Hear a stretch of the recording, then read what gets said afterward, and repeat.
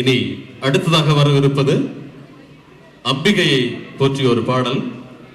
பொதுவாக ஒரு கதை சொல்வார்கள்.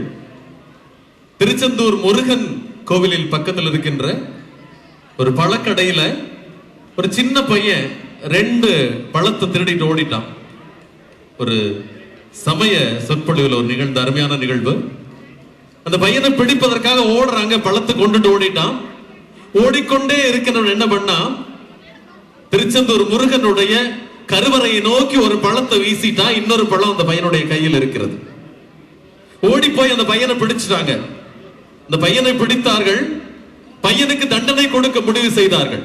சின்ன பையன் திருடியது குற்றம், ஆனாலும் பசியால் திருடி இருந்தாலும் கூட எடுத்தது குற்றம் அல்லவா? அப்போ எல்லாரும் சேர்ந்து அந்த பையனுக்கு ஒரு தண்டனை கொடுக்க முடிவு செய்தார்கள்.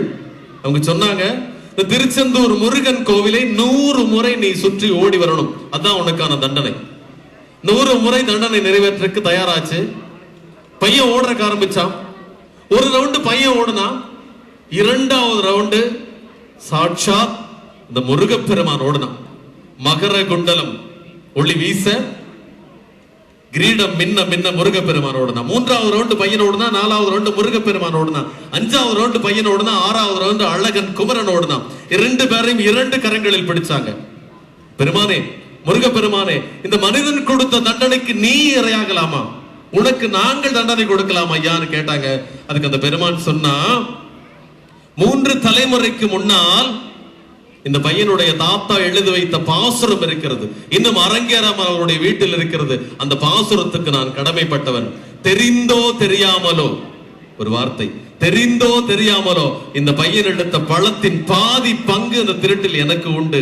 எனவே அவனுக்கு அருள் பாலிப்பது என்னுடைய கடமை என்று முருகப்பெருமான் சொன்னான் என்றால், இத்தனை வேத மந்திரங்கள் முழங்க, இத்தனை முறை முருகா முருகா கந்தா கடவுளா என்று சொல்ல அற்புதமான இந்த திருக்காட்சி இங்கு நமக்கு காண கிடைக்காதது. இந்த மகா கும்பாபிஷேகம் நிகழ்ச்சி இப்பொழுது தொடர்கின்றது. அம்பிகையின் பாடலை போற்றி